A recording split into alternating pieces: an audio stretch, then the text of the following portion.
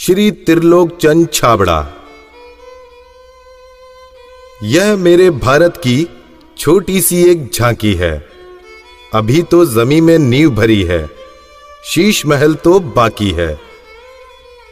Mission आर्थिक आजादी के जनक श्री त्रिलोक चंद छाबड़ा जी का जन्म सन 1957 में राजस्थान के अजमेर जिले के एक छोटे से गांव नानसी में हुआ। पिता मोहनलाल जी गांव में एक छोटा सा जनरल स्टोर चलाते थे। माता धापू देवी गृहिणी थी। 6 भाई बहनों में से श्री टी.सी. छाबड़ा जी तीसरे नंबर के पुत्र हैं। अपनी प्रारंभिक शिक्षा इन्होंने अपने गांव में और उच्च शिक्षा जयपुर में पूरी की। विलक्षण प्रतिभा के धनी श्री त्रिलोक चंद छाबड़ा जी सफल व्यवसायी के साथ साथ एक संगीतकार, गीतकार, लेखक और एक अच्छे वक्ता भी हैं। मेरी शादी बचपन में जल्दी हो गई थी और 77 में हुई और बहुत ही सरल और स्वभाव के और अच्छे स्वभाव के मुझे मेरे हस्बैंड मिले। हम एक भिलवाड़ा आए और फिर 2000 में ये जो सिस्टम है आरसीएम चालू किया। आई वॉज 18 ईयर्स जब आरसीएम की शुरुआत हुई और हमारे सामने ये सब चीज़ें हो रही थी जब हम एजुकेशन में थे और हमारे पापा ने बिज़नेस स्टार्ट किया था और वो शुरू से बहुत ही सिंपल पर्सन रहे, तो उनका जो स्टाइल ऑफ बिज़नेस था वो भी बहुत सिंपल था। But at the same time वो ये जो उनका एक प्रिंसिपल है कि things should be in a very organised manner. Trilok Chand Chhabra ji को मैं लगभग पिछले 27 सालों से जानता हूँ और उनके सानिध्य में मैंने काम भी किया है। छाबड़ा जी की जो सबसे पहली क्वालिटी है कि या तो लोगों पे जिन लोगों पे भी जो विश्वास करते हैं उन लोगों पर पूरा बिलीव करते हैं, और दूसरे उनकी जो क्वालिटी है कि वो किसी काम को करने की जब ठान लेते हैं तो उस काम को किसी भी हालात में उसको पूरा करते हैं। जब ये चालू किया था आरसीएम, उससे कुछ समय पहले कुछ सिस्टम यहाँ हिंदुस्तान में चलते थे जो जानकारी में आए, तो एक दिमाग में पता नहीं एकदम विचार से आया कि ये तो बड़ा सुंदर सिस्टम है। अगर हम इसमें नॉर्मल प्रोडक्ट जो हमारे रोज़ उपयोग होते हैं वैसे प्रोडक्ट लाकर अगर करें तो ये तो देश के लिए बहुत अच्छा सिस्टम है, बहुत सारे लोगों को इसका लाभ मिल सकता है। और उसके बाद एक ऐसा विचार जो अंदर पैदा हुआ तो उस विचार ने मुझे कभी रुकने ही नहीं दिया। टी.सी. छाबड़ा जी को मैं पिछले 25 सालों से जानता हूं और उनके सानिध्य में मैंने काम भी किया हुआ है। टी.सी. छाबड़ा जी की सबसे बड़ी क्वालिटी है उनके लिए काम होता है। काम छोटा और बड़ा नहीं होता, वो हर काम को उतनी ही सीरियसनेस से करते हैं, चाहे वो काम छोटा हो चाहे बड़ा हो। मुझे याद है जब आरसीएम की सबसे पहली मीटिंग हुई थी, एकदम फर्स्ट मीटिंग, मैं उस मीटिंग में प्रेजेंट थी और वो एक पेड़ के नीचे बाहर मीटिंग हुई थी जहाँ पे मुश्किल से शायद 20 लोग बैठे होंगे। क्या मालूम, इनसे पहली बार मिलते ही मुझे लगा कि कुछ विशेष व्यक्ति है जो बोल दिया एक बार फिर वो याद है, वो एक कंप्यूटराइज काम हो गया। मेरी एक नेचर है कि मुझे अगर कोई चीज़ अच्छे से समझ में आ गई, मैं कन्विंस हूँ कि हाँ ये ज़िंदगी में सही है या ये काम सही है, तो मैं फिर किसी के रोके रुकता नहीं हूँ। तो आरसीएम की भी यही कहानी है। शुरू में सबने मना किया, परिवार वालों ने भी मना किया, दोस्तों ने भी मना किया, बहुत सारी चीज़ें भी हुई, लेकिन मैं कन्विंस था, मुझे समझ में आ गया था कि ये सिस्टम है, इसको देश को इसकी ज़रूरत है, आम आदमी की ज़रूरत है। वो हमेशा एक ही चीज़ बोलते हैं लाइफ में कि चाहे दुनिया कहीं पे भी कुछ भी कर रही हो, चाहे पूरी दुनिया भी अगर वो चीज़ कर रही है और अगर वो गलत है तो हमको उसका साथ नहीं देना चाहिए, हमको हमेशा सही चीज़ ही करनी चाहिए। जो उन्होंने अपने जबान से कहा उसको उन्होंने पूरा किया। जबान के सच्चे ये उनमें मानता है। एमएलएम के नाम पर ज़्यादातर कंपनियां कुछ महंगे प्रोडक्ट लाती है उसमें और ज़्यादा कुछ उसमें से बांटने की कोशिश करती है, और हम आरसीएम में ऐसे क्यों प्रोडक्ट लाते हैं जो बहुत कम रेट में होते हैं। बहुत ज़्यादा इधर कुछ चीज़ों को हाई फाई करना या कुछ बहुत ज़्यादा हर कहीं खर्च कर देना, तो मेरे को कुछ महंगी चीज़ खरीदना पसंद नहीं है लाइफ में। तो मेरे को जो पसंद नहीं है मैं बेच कैसे सकता हूँ। हमारे हिंदुस्तान का मिशन मंगल इसका एक बहुत बढ़िया उदाहरण है कि उन्होंने उस पर्टिकुलर बजट में उनको बनाने की सोचा तो उन्होंने वो चीज़ बना कर दी। ये कोई भी वादा करते हैं वो पूरा करते हैं और इन्होंने जो सोच लिया कि मुझे ये काम करना है वो करके रहते हैं, और इन्होंने जो भी सोचा ईमानदारी से कर रहे हैं पूरा। बहुत सारी चुनौतियाँ आई इस काम को करते हुए।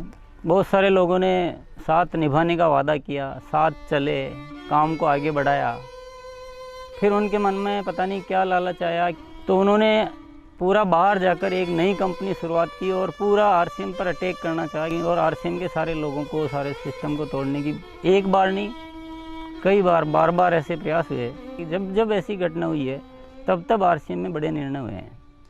जो सामान्य गति से चल रहा था उसमें एक मजबूती आई, एक बड़े निर्णय लेने की ताकत आई कि अब तो इसको करके ही रहना है।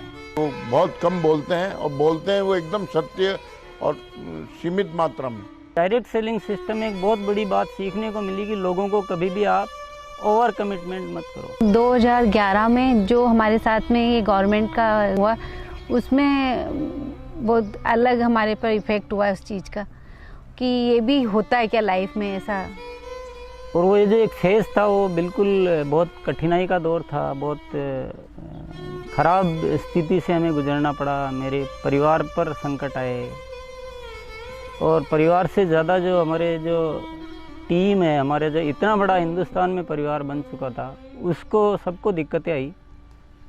लेकिन एक मन में विश्वास था कि आखिर जो सत्य हो तो सामने आएगा। ऐसा ट्रैजिक पीरियड आया था कि पूरी दुनिया ने ही बोल सकते साथ छोड़ दिया।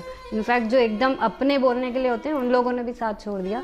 लेकिन पापा की वो जो हिम्मत थी और जब भी हमने उसके बाद या उस दौरान जब भी हमको मौका मिला उनसे बात करने का, उन्होंने एक ही चीज़ बस हमको बोली थी कि सब कुछ ठीक होगा क्योंकि हमने कुछ गलत नहीं किया किसी के साथ। हमारे जो आरसीएम परिवार है उनका इतना विश्वास था कि उन्होंने 1 साल इंतज़ार किया और पूरा डटे रहे।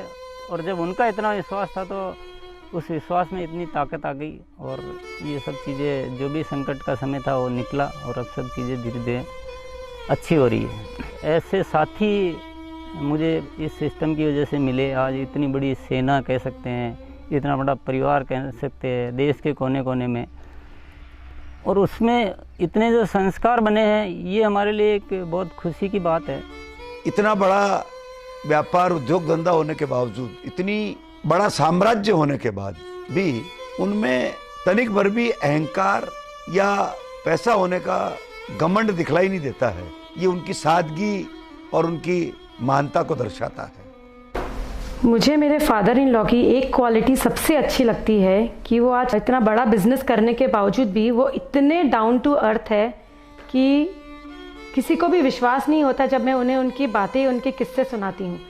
एक छोटी सी बात ले लीजिए, अगर हम जब भी खाना खाते हैं हम डाइनिंग टेबल में बैठ के खाते हैं, पर वो आज भी प्रेफर करते हैं कि हम ज़मीन पे उनके साथ बैठ के उनके साथ भोजन करें। त्रिलोकचंद जी छाबड़ा एक व्यक्ति नहीं, आंदोलन है। उनके जीवन में उन्होंने बहुत संघर्ष तो किया ही है, लेकिन सबसे बड़ी बात उनमें है सादगी और सच्चाई। आरसीएम की शुरुआत से ही मैं काम कर रहा हूं और जब आरसीएम बिजनेस की शुरुआत हुई थी तो टीसी छाबड़ा जी की एक सोच थी कि दुनिया में जो कंपनियां आती है मल्टी लेवल मार्केटिंग में, वो बड़ी बड़ी और महंगे महंगे प्रोडक्ट लेकर आती है। और टीसी छाबड़ा जी की सोच थी कि मैं एक ऐसी कंपनी की स्थापना करूं जो इस तरह के प्रोडक्ट बनाए जो इंडियन रेट में हो, इंडियन कल्चर में हो, इंडियन मेंटालिटी को सूट करते हो और आम आदमी उस बिजनेस को कर सके, आम आदमी अपने जीवन को बदल सके। 2016 में इसकी गाइडलाइन जारी की गई भारत सरकार द्वारा। उसके बाद से इसमें काफ़ी स्पष्टता आ चुकी है। उसके बाद हमने पूरे सिस्टम सेट किए, हमने पूरे टेक्नीशियंस सेट किए, हमने लेबोरेटरी सेट की और इतना बड़ा सेटअप हो चुका है कि आज हमारे आरसीएम की प्रोडक्ट रेंज में करीब 400 प्रोडक्ट शामिल हो चुके हैं और आगे ये श्रृंखला चालू है। आरसीएम क्यों अपनी ओन मैन्युफैक्चरिंग इकाइयाँ स्थापित करता है या अपना सेटअप क्यों लगाता है, इसके पीछे जो मुख्य कारण है कि आरसीएम ने अपने प्रोडक्ट डेवलपमेंट में 4 कमिटमेंट कर रखे हैं कि ये चारों चीज़ें हमेशा रहेगी। पहली चीज़ है प्रोडक्ट उपयोगी होंगे, दूसरा स्वास्थ्य के लिए अच्छे होंगे, क्वालिटी नंबर 1 होगी और रेट बहुत रीजनेबल होगी।